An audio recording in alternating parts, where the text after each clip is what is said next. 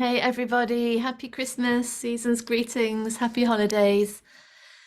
Yes, the time of year which is such an amplifier, isn't it, of everything that's going on in our lives. And in the areas where things are already joyful, where there's freedom, where there's alignment and fulfillment and ease, then this focus just makes it all more magical. But of course, in the areas of our life where we are struggling, where we're in conflict with different people or estranged, or maybe we're bereaved, or relationships have ended, or money is an issue, housing is an issue, food is an issue. In these areas of our life where there is struggle, all that's happening now is amplification of that struggle, isn't it?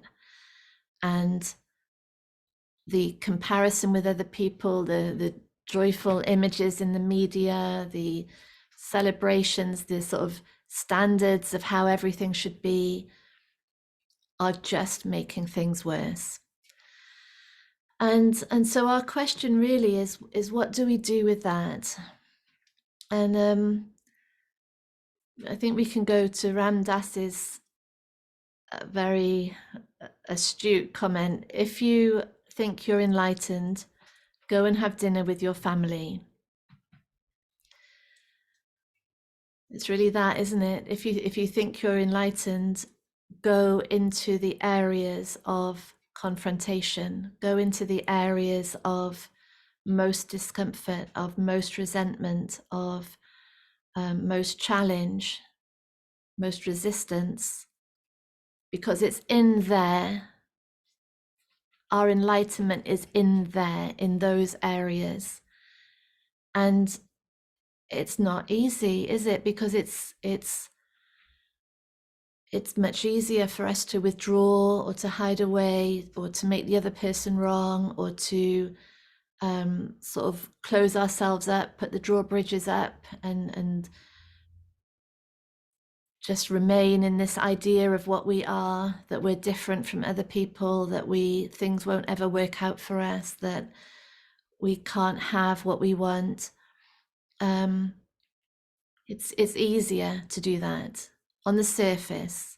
Ultimately, it's much, much harder because it maintains us in a lived experience of being that is completely alienated from the truth of us.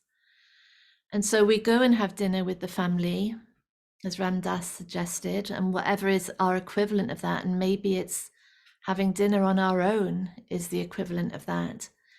And we do it, and we see what is true in it. We see the sensations that we have been trying to avoid, and we let them in. We experience whatever it is that is there to be experienced, all the while remaining open and curious to what is the truth of me in this? What am I? What is the truth of the other person? What is actually reality here? And that's our enlightenment. That is the undoing of the layers of conditioning and belief that would maintain us in this ongoing theater of separation and isolation. And instead, through going right into these areas, and that's the gift of these holidays, it brings these things right into our face, almost inescapable, really, isn't it? And so we go in them and we see what is really there. And it is never, ever what has been projected. There is a deeper truth in every situation, in every relationship, in every circumstance that is there to be revealed through our courage to experience whatever it is we've been trying not to. And that is our gift. Doesn't seem like a gift, I know. It really doesn't. I get that. But it is.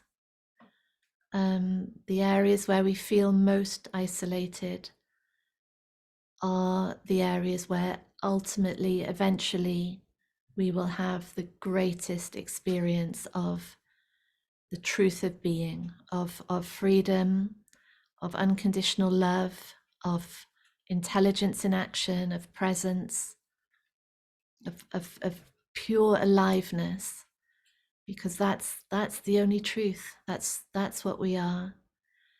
And what better time of year to come back to that truth? Yes, it's it's the gift for all of us. So much love to you. Bye.